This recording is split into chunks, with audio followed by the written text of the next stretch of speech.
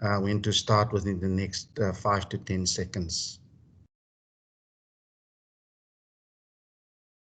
Right, it seems that we are ready to go. Ladies and gents, good evening from Brisbane then. It's Australian time for our team announcement press conference with the Springbok head coach, Jacques Nienaber, who will now announce the team to play against Australia at the Suncorp Stadium on Saturday. Thank you, Jacques. Thanks, Ray. Good evening or morning, whatever it is in South Africa. Good evening for the people here in Australia. Yes, the Springbok team for the second test against Australia at Suncorp there's only 3 changes. The first one is Trevor Nyakane will start at loosehead. And then obviously with him coming in, Stephen Kitsoff moves down to the bench. And then the last change is Marvin Ori is in at 5 lock for Lua de Jager, who received the concussion in the test match. So yeah, that's the only change. Other than that, it's the same team that played the first test. Thank you, Jacques. Short and sweet. Right, ladies and gents, if I now can ask you by a show of hands, if you can just indicate if you want to ask Jacques a question. So while you gather your thoughts and process that information. Right, I see Tinus, you up. So firstly, over to you. How's it, Jacques? Just want to know, what do you lose by Lewitt's absence, and what do you gain by Marvin's inclusion? Obviously, the thing is, Lewitt's experience, I think, is the first thing that will come to mind in my head. Lewit has played 50 test matches, and Marvin, I think, has only played a handful, you know. So that is the first, probably the biggest thing, is that we lose experience there. But in saying that, Marvin is an experienced lock. He's got a lot of first class and Super Rugby caps, and he's been in that position. He played with Eben from schoolboy level, or at the same school at Tygerberg, so they know each other well. So probably experience, but more than I mean, that's why Marvin is with us on the tour. We trust him as a player, and looking forward to see what he can bring to the party. Thank you, Jacques. Craig Ray, you're up next.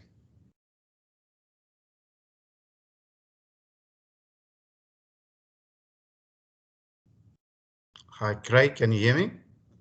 Okay, we move on. Sorry, can you hear me now? Yes, I can. You can go ahead. Thank you. Sorry, Jacques. Hi. Last week you said the team was a little bit flat after was one of the reasons that they didn't perform as well as you thought. Have you put your finger on why that was, and what have you done this week to ensure that doesn't happen again? I don't know.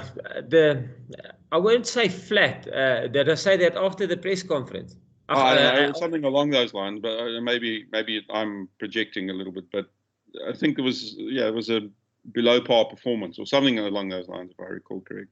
No. The thing is, I thought our discipline was poor, and not poor in the sense that we conceded more penalties than Australia.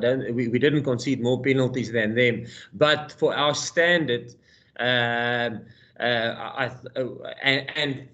The fact that we have only conceded 1 try, I mean, obviously to beat, and we scored 3. So obviously they had kick at goal, 21 points, so which is 6 penalties, and I think 4 of them was offsides penalties. So if I think it's the most offside penalties we conceded in the test matches that I've been involved. So yeah, that's what I mean by ill discipline. An offside penalty is such a especially if you only concede 1 try. I mean, I understand if you go offsides because they put you under pressure, but not that we weren't under pressure. In some stages we were under pressure, but I felt there was some offsides penalties that we conceded that it wasn't called for. We were in control. We were still in our system. So I would say that was poor for me. And yeah, so no, so that's one big thing that we addressed. I thought in saying that, I thought our first time tackling wasn't as good as what it should have been. And then, yeah, that was probably, and the other department, I thought our kicking game wasn't where it should have been. You know, we conceded 6 points just purely on exits out of our half, which we had the ball, which we conceded penalties from that, which is not like us. So that for me was below par as our own performance. I didn't know the detail. Obviously, after the review, I can say with more detail what was wrong, and obviously we worked on those things to fix that. Yeah, thanks. Thank you, Jacques. Right, Hanshenk, you up next. Goeiedag, Jacques. Jacques, I just wanted to ask, Dion mentioned yesterday, I mean, regardless of what anyone feels about how the scrums went, you know, and how the decisions went, you know, either way during the test, that's done and dusted now. But he talked about the importance of still, you know, maintaining communication with referees and communicating with yourselves to sort of like get an alignment on what picture you guys are seeing and what picture the refs are seeing, you know, that the key lies essentially still, you know, in just finding alignment. Has that process been a bit rushed, you know, this week, given that it's shorter, or do you feel it's been quite productive how you guys have conducted, you know, where you guys might have gone wrong, you know, at the set pieces? Yeah, no, definitely. No, we've got a framework that we work with now, which we probably didn't know. It's the same framework they used in the Six Nations. And obviously us not playing any rugby before the Georgia test match, we weren't 100%, we didn't know what the process was. But yeah, no, we make our clips like we normally would do, and that would go out. Ours went out on Monday. It will be the day after the match, obviously, after our review, and it went through to Joel from World Rugby, and they will review it. They reviewed it, and they came back to us. Yes, and that the purpose of that is to get alignment from our side, and obviously, if discipline was poor. And it's nice to, I mean, and everybody makes mistakes. We make mistakes. Referees sometimes get things wrong. You can't get everything right. But let's say a player conceded 3 penalties and then 2, the referee will come back and say, yes, yeah, that was maybe a 50-50 call that could have gone the other way, or maybe he wasn't offsides, or he didn't transgress, or we could reward him there at the breakdown. Then obviously that will influence selection. You will look at the play and say, okay, listen, you conceded 3, but they came back and said 2 of those weren't. If they when they have now all the angles and look at it, yeah, probably a play on would have been a better call. So obviously that influence selection, and that's all we want from coaches and from our team's point of view, is to have clarity on the first, or let's say test match on Saturday or Sunday. Monday, do our review. Referees do their review. We align on the Tuesday, so that when we select the team, or we start talking about team selection, that we don't nail a player because we thought, because of his discipline was poor. If it comes back from a referee that, listen, yeah, we might have a better option there would be play on. A long-winded answer, but yeah, it's to get alignment with the referees. And it wasn't rushed this week. It's the same. We want to get it out of the way as quickly as possible, so that when you go into the week, that alignment is already been achieved between us and the officials. Thank you, Jacques. Right, Phila Sander. Thanks, Ryan. Hi, Jacques. Just Hi. wanted to find out, how far is Cheslin Colby from full fitness? I know he's missed the second test match as well. Thank you. Yeah, he ran today quite well next to the side of the field and kicking and stuff like that. He's not a guy that we will rush. Obviously, we will wait. He hasn't done any team training yet. So, and obviously, the moment he's got full range, full strength, happy with his running, and the physios and medical team are happy with his gait while he's running, his strides and all that things that they look at. then obviously we'll introduce him into team trainings, and then it will be a return to play protocol that we normally follow within our team. So currently he's in the return to training. The moment he finishes that, then he can start joining us in team training. Then his return to play protocol will start. And like I say, Cheslin is an experienced guy. Our medical team is an experienced medical team, so we will take guidance from them. But hopefully, and all we can do as coaches is hope that he will be available for next week, and obviously the week after. We wouldn't have kept him if we don't think he will be ready within the next 2 weeks. But again, in saying that, rehab is a funny thing, that you build, and the moment the player, the load is too much, and he gets pain again, then you'll probably step down a level and you start building up from there again. So it's not something that you can say injuries is, listen, he's going to be ready on that day. Projection will tell us that he will be available for selection within the next 2 weeks. But yes, it's up to his recovery. Thank you, Jacques. Adnan Mohammed. All right, thanks, Ray. As a Jacques, just your thoughts on Trevor coming back at Lucid and what he will bring to the Springbok scrum. Yeah, Trevor obviously brings nice experience, and Trevor he played Lucid for us in that Argentina test match as well. But then he sustained an ankle injury. I think he came off quite early. I think it was 17 or 20 or 23 minutes around about the middle of the first half. And obviously that was something that kept him out for a bit. But he's at full training, full fitness, so we can throw him back into the mix. And yeah, I think we all know how Trevor played.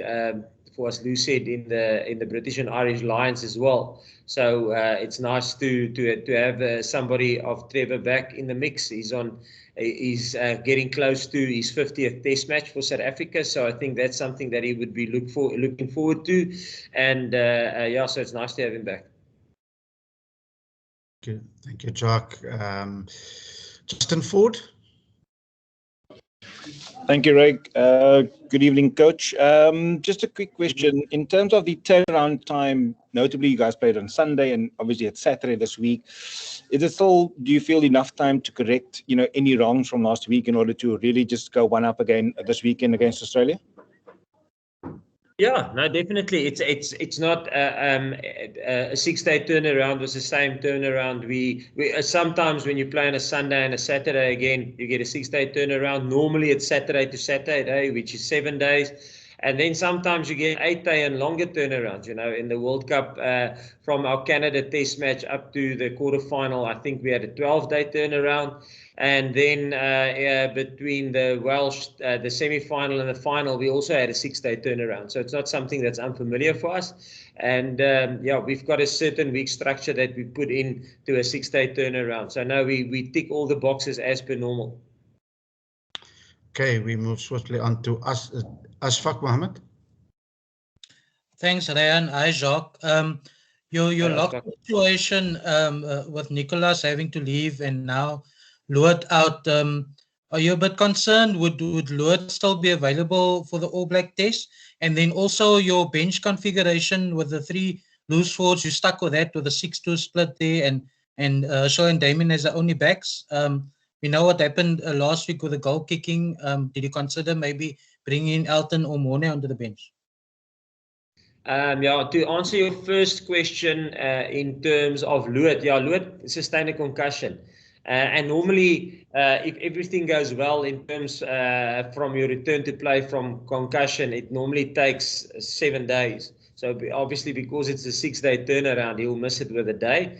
And I'm sure he will be up for selection again for the All Black Test match. It's purely, listen, it takes 7 days for a guy. Normally, they must be symptoms free, and then you start doing light training and light exercises. And there's a whole protocol that you go through with the concussions, and it takes 7 days. But now it's a 6-day turnaround, so that's a Luat situation. Yes, we stuck with our 6-2 split, continuity. In terms of that, to think, we try and think as unemotional about team selection as possible. Did we secure the last breakdown and where Nick White stole the ball? If we had a better clean out there and maybe a better platform to launch off, it was our ball, and we kicked the ball out and we won the game by 1 point, and we would be smiling here. But we always look at it from an objective viewpoint. If we win by a point, we've got a certain a report that we go through, and sometimes we win games, and out of probably 12 big ticket issues that we look at when we do a review of our game, sometimes we get 4 out of 12, but we had a good 20-point victory, but it doesn't mean we played well. And sometimes we lose a match where we tick 11 out of 12 boxes. The only one we don't tick is that you win the match. So sometimes we play well and lose, and sometimes we play poorly and win. So we try and take as much emotion out of it as possible. And when we looked at it from an unemotional point of view, yes, nobody misses goals because they want to. Nobody knocks a ball on because they want to. Nobody misses a tackle because they want to. And if you look at it unemotionally, you say we could have won that test match and then nobody would have said anything, or it wouldn't have been a debate. Listen, continue, things work. I thought there was issues that we had to fix, and like I said, I thought in the kicking game, and unfortunately both is in my department, both departments is mine, the kicking game and the defense, and I don't think we were on song there. I thought we were off in both those two departments, and that's something that we worked hard on, and we have to fix going into the next game. But yes, I thought our preparation during the week was well in terms of that. Thank you, Jacques. We'll probably take another 2 questions and then we'll move on. We say good evening to Jim Tucker here in Australia. Thanks, Rayan. Jacques, Jim Tucker from rugby.com.au. One thing that seems to be being redefined in rugby is what old age is. You saw great value in Mornay coming back at 37, and he gave you a great value, and still is. Quade Cooper back in the frame at 33. What's the balance of age, experience, I guess, in Test rugby? And what surprised you about Quade Cooper's comeback last weekend, and adjustments you might make for this week? I'm going to answer the second part first. Is what surprised me? No, nothing. He's a quality rugby player. I always thought he was a quality rugby player. I was coaching the Stormers back in 2011 when he was him and Will was running riot there with Queensland. I still see the same traits that I saw back then in him. Always nice as a defense coach to measure yourself against the quality of somebody like Quade. I think he's a lot, just from purely what I'm seeing. I'm not saying that he was immature in the past, not at all. I see a mature game. I thought he was, he managed the game well, and I think that's why Dave selected him. Because of his experience, his experienced guy, played over 70 test matches, and that almost leads into your first part of the question where you ask, old age, you pay when you get a new test player in. I mean, you can play as well as you want in club rugby.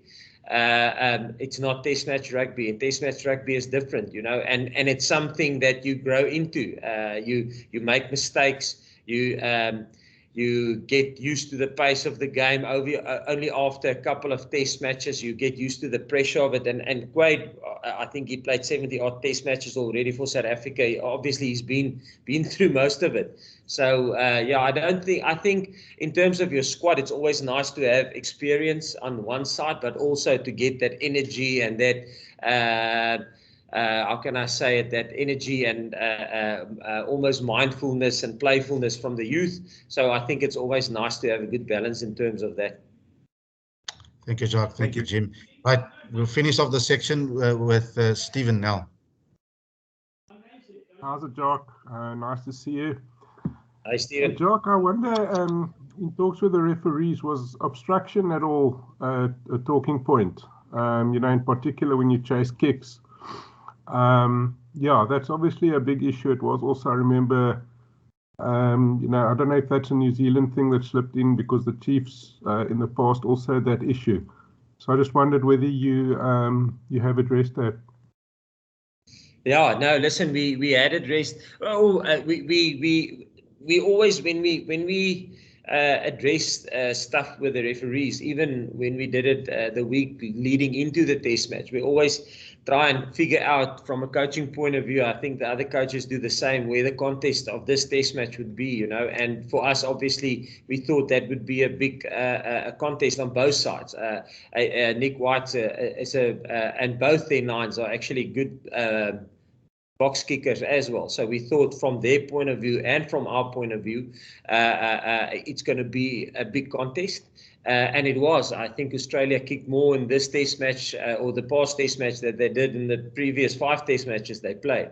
So we thought that might be a tactic that they can, or obviously they have the skill set, even with Quade there, to go to that, So we thought it might be a big contest, and it's something that we addressed and just wanted to get alignment in terms of how they see it, how they referee that contest, because yes, as everybody, not all referees are the same in terms of how they interpret the contest and what they would like to see in that contest. And yes, and it's something that we just aligned again after the test match. And yeah, I must say the feedback and the work from them has been good, from Joel's side and from the referee side. I think there's good alignment. We will have another opportunity during the week to talk with them. I think we'll probably, hopefully on Thursday or Friday, we'll have a meeting with the referees again, and just to get clarity with our captain and our vice captain, talking to them and almost get a relationship going, so that when they meet each other on the pitch, it's not the first time that they will have a chat about certain things. So yeah, no, we definitely address that, and a couple of other things as well. Sure, as it would have, it's not unnatural for us. It will, the same thing will happen from the other side. Thank you, Jacques, and apologies for the other people not getting to you, but we have to move on. They will get an opportunity to speak to 3 players. Jacques, I will now relieve you of the top table. Thank you very much, and we will pause for a few seconds, and then we'll get the second part of this team announcement underway.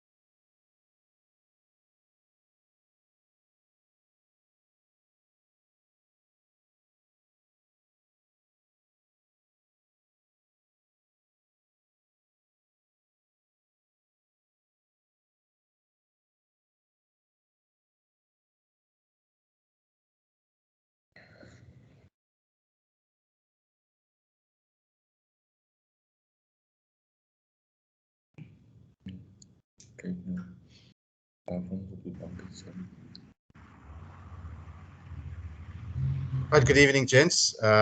Yes, those are the caps and the number of points that you have scored in your various test matches representing South Africa.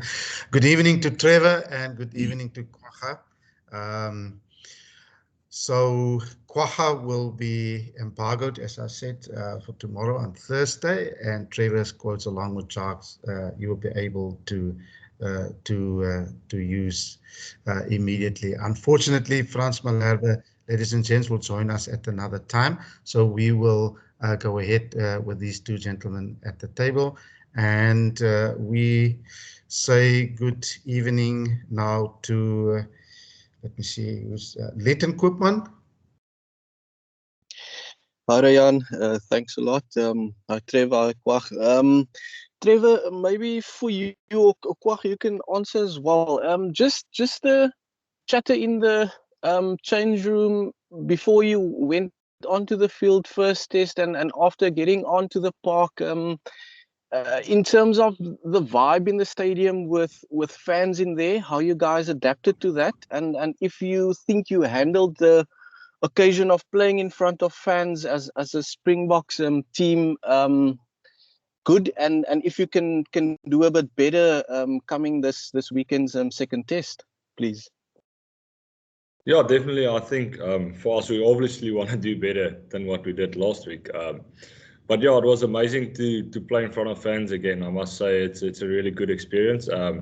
Coming from a few games that we didn't have fans, and then run on and people supporting you, and there were a lot of South African supporters also, so that was good. I think for us as a team, we know where we slipped up, and we worked on that this week, and hopefully we can rectify it on this weekend coming. Okay. Did you say you wanted a question answer from both, Leighton? Yes. Just Trevor, your feeling as well, please. Well, I wasn't on the page, but yeah. Being in the stadium, yes, you went I was on. there supporting the guys. So yeah, it is something it's funny enough it's very funny to say you need to adapt to, because obviously the normal for us now was not having fans, but the atmosphere was great. Really kind of enjoyed having fans out there supporting the guys. But I know the guys will always be G'd up and ready to go. So we're just looking forward to improving on our performance and taking it step by step for now. Thank you, guys. Mike Greenway, good morning from Durban. How's it? Bright and sunny here, guys. Question for Kwagga. Jacques has given us a fair amount of his feelings about what went wrong in the defeat. Just from a player's perspective, how did you guys feel in the change room afterwards, your reaction and your thoughts going forward now to fixing things? Yeah, definitely. We felt disappointed after that game. I think we could have closed it out easily, and we slipped that opportunity of closing the game out. I think there were a lot of opportunities in the game also. We scored 3 more tries, and they only scored 1 try. But I think for us, we slipped up in a few areas, and we can work on that. Luckily, it's stuff that we can fix. It's not major stuff. It's literally small stuff. So we fixed that, and we'll be ready for this weekend. Coming weeks are going to be tough, but this is what we like. We like it tough, and we're looking forward to what's coming. Cheers. Thank you. Nathan?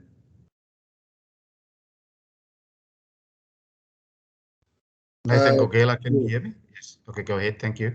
Thanks. Evening to all media and gentlemen on the high table. I've got 2 questions. Kwagga, firstly, I just want to ask, do you prefer be called Kwagga or Albertus before I start? No, Kwagga is perfect. I don't think a lot of people would know about this. Okay, cool. You'll be coming on as a bomb squad member. What will you guys be looking to improve, especially after the loss last week? Anything that was highlighted during the review from last week and preview for this week's second leg? I think our job stayed the same last weekend also was to get on and bring energy to the team, especially for us, because we have a few loose thoughts and stuff and people moving around, and the players that really work hard from the start needs to feed energy off us. So for us, it's to get onto the pitch and make an impact and give energy to the guys that started the game so they can also finish it. All right, and Dando, let me say, Trevor, back in the mix this week, what were your thoughts on the set piece, especially the scrum from last week? Franco did reiterate that the set piece was a work on for you guys this week. Yeah, definitely. It is always something that we try to improve on, and obviously there was a few technical things that happened, and obviously it's a tough situation. It's 2 nations against each other, and we go at each other. So there was a few things that we wanted to work on during this week, and I think we managed to tick those boxes. So obviously some of the things didn't go away, and obviously we'll never be happy about that. But it was small things that we needed to fix, and we can't really point out any single person and say this person did this wrong, but it's the whole group, it's the whole pack that's on the field. So on those things we work very hard this week, and so we're looking forward to this challenge. And even though we will work so hard try to fix those things, we know it's still not going to be easy. So it's going to be a battle, but like Waka said earlier on, we like it tough, we prefer it like that. So we'll go hard at it, and I know they will also do the same. So it's a battle we're looking forward to. Okay, Sibusiso, you're up next. Thanks, Ray. Good day, gentlemen. My question's for Kwacha. Kwacha, do you think the Aussies matched the Springboks physically, and were you prepared for the kind of disruptive, kind of tackling the likes of Swinton did? There was a few of them armless that were probably not picked up. There were a few spoilers out and about. What was that physical contest like from last weekend, and how will the Springboks try to exert themselves this weekend? Yeah, definitely. I think we obviously analysed them before we played them, and we had a look at how they play and the stuff they do off the ball to monopolise the defence. So for us, we knew it was coming, but personally, I feel we didn't stop the momentum as we should have, and that gave them front foot ball, and that's why they attacked so well. Although they only scored one try, they got a lot of momentum. So for us, it was a work on to train this week hard to make sure we back our defense and we stop momentum. So I think that's one thing we definitely want to work on, getting momentum and stopping momentum. So it's important for us as a defensive team also to make sure we do that.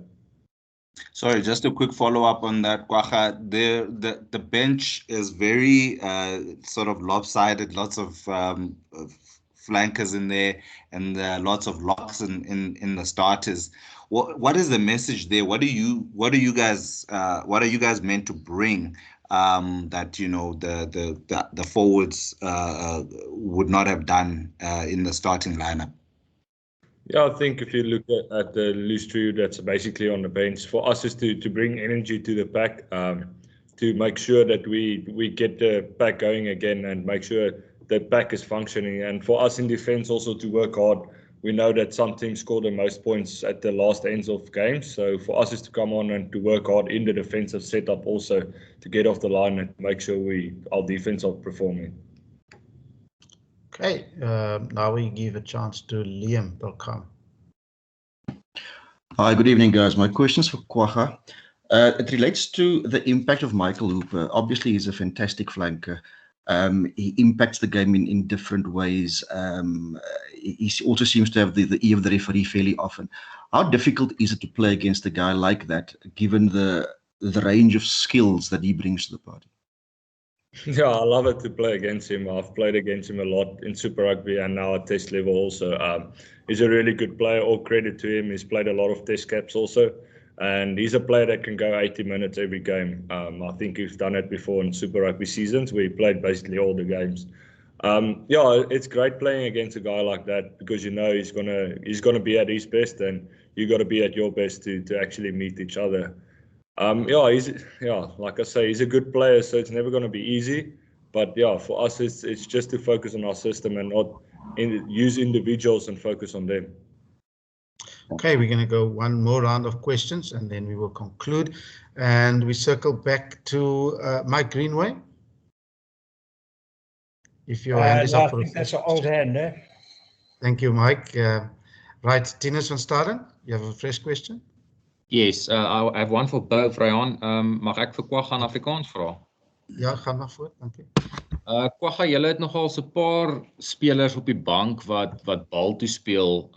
Jouself en Marco en Malcolm en dan iemand soos Steven kan ook is ook goed op die grond. Is dit 'n groot deel van die wedstrydplan en help dit vir 'n ou soos jy as jy weet jy's die enigste ou wat die afbreekpunte kan tref en omgekeerde besit kan bewerkstellig. And then for Trevor, I just want to know if it's difficult to switch from tight head to loose head, if there's a certain position you prefer, and if there's a certain position you think you might be better in. Ja, ek dink ons is 'n klomp, soos jy sê, baljagters wat op die bank is. Vir ons is dit om op te gaan en 'n impak te maak en ja, miskien omgekeerde besit vir ons span te gee waarvan ons kan attack. Ja, ek dink definitief dit help baie as 'n mens 'n paar spelers op die veld het, want partykeer gaan dit nie oor die turnovers wat gemaak word nie, maar daai 1-2 sekondes wat ons ekstra kry by 'n rak gee net kans vir ons defense om weer te set en van die lyn af te kom. So dit maak definitief 'n verskil en dit help ook baie met die verdediging. Yeah, for my question, yes, it is kind of tough. It is actually very tough if I can put it like that. But you know, for me, it's always been I've played the position. Actually, that's where I actually started when I made my debut for the Springboks. I was actually on loose head, and I had to make the switch to tight head, and obviously it took a few years to get to adjust to playing tight head. But yeah, then moving back to loose head, it is a lot easier when you've got the backing of a pack like this. So I think it's not just me. I think the guys that I have scrumming with me, the backing of the coach, the guys are willing to help. Obviously, like a guy like Steven Kitsoff and Ox, they've been playing that position, I don't know, forever. So we have a little bit of chat here and there and things that I can still improve on. But yeah, it is a very difficult thing to do. But if you have a pack like we have, it becomes a bit much easier because you know the guys are always behind you. They're always there to help you and to sort you out. And if you say preferred position, that's a tough one. I remember the other day, Ox and Bongi said, Trevor, you're not a loose head, you're not a tight head, you're a prop. So for me, whether it's loose head or tight head, as long as I can be on the pitch, I'm happy and I'll give it my all. Thank you, Trev. Right, Ashfaq Mohammed.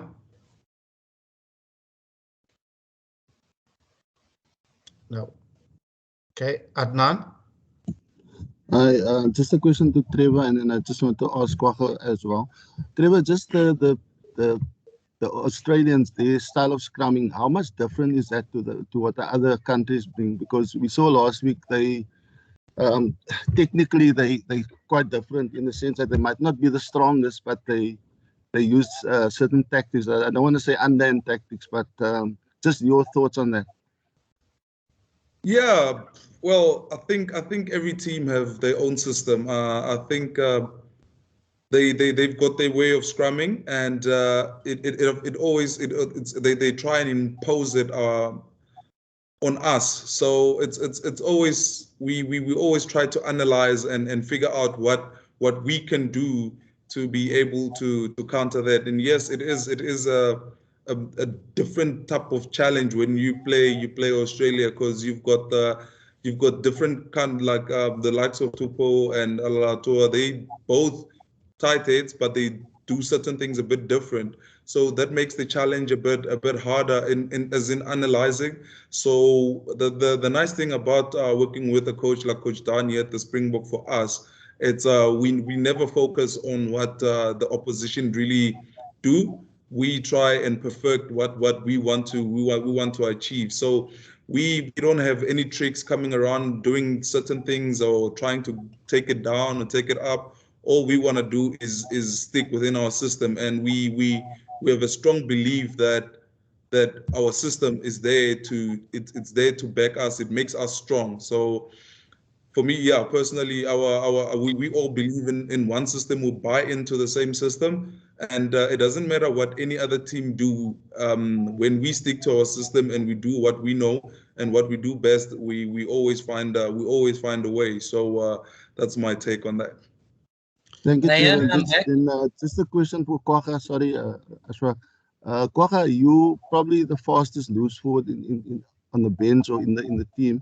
I just wanted to know if seeing that there's a 6-2 split, do you also cover any position in the back line? Did you train maybe to maybe come on as a wing or center or some other position? Can I just interject? Can I just interject? Sorry, Kwagga, just before you answer. Mike Greenway, your mic is active, and we can actually hear your conversation with the neighbor, if you want. Thank you very much. Sorry, Kwagga, go ahead. No, perfect. Yeah, I don't think I'll come on for one of the backs. I think that is probably a last resort. If something happens and we are in trouble, I'll probably go or to the wing or to the center. I made my Currie Cup debut on wings, so yeah, it'd be fine for me. I played 7, so if it really happens and we need to do it, I'll be able to slot in there. And I think with the backline and the experience that we have here, they'll make it easy for me to slot into that position if it happens. Thanks. Thank you. What? Yes. Yes, just to Trevor, you spoke now about the tricks and all these things that the Wallaby props do. And Dion David said early in the week that you guys want to present the right picture to the referee. But sometimes doing that doesn't help because the referee sort of allows other team to do their thing. So do you think maybe perhaps you guys can also react on the pitch in terms of dealing with the opposition in that way, you know, not always trying to maybe stay squeaky clean, but if they scrum in, then you also scrum in because the referee is allowing it. Yeah, well, you know, that's a funny question. Actually, you know, like I said not so long ago, we don't train to do anything weird, as in terms of walking around or maybe scrumming to a specific side or doing those kind of things. We focus on specifically how we do things. And if a ref doesn't handle certain things, it's not our place to speak and shout and say whatever he needs to do, because I think he's been given the job because that's what he's good at, and I'm there just to play rugby and stay within the laws. So it's tough when you feel as a prop or as a pack certain things are happening, and you want to take matters into your own hands, but if you try to do that, you actually running away from your system, and that's when things can go to pear-shaped, because then you'll be doing one thing, but the pack is doing something else, and that's when you really get smashed in a scrum. So, like I said, you can do whatever you want. We believe so fully that what we do, if we do it the way we practice it, the way we plan it, it doesn't matter what you do, we will find a way. And we believe that our plan always, it gives you the freedom to express yourself in the scrum. So within our system, we've got ways to deal with a lot of things, a lot of different things that any team can bring. So for us, it's always make sure you give the ref the right pictures when we're talking set up and balance and keeping your own weight, and try as best as we can to keep it as straight and show the right pictures. And after that, well, the ref will make whatever decision they have to make. You can't try and take the law into your own hands, because then you'll get punished badly. Thank you, Trevor. Right, Stephen, now if you have your hand up for a new question, then we will finish off with you. Hi guys, thanks for chatting to us. Trev, traditionally South Africa is expected to be quite dominant against the Aussie scrum. They came up with 2 big scrums at the end of both halves, which obviously made a difference. You know, the first one at the end of the first half, you guys could have had an exit. But instead, the scrum went the other way. And then the one at the end, have you guys taken those, what happened there quite personally as a pack? Has that been a big discussion at all? Because those are obviously 2 crucial scrums at big times in the game. Yes, definitely. It hurts. It hurts for us as a pack. It doesn't matter when and how it happens. For us, we always want to be dominant.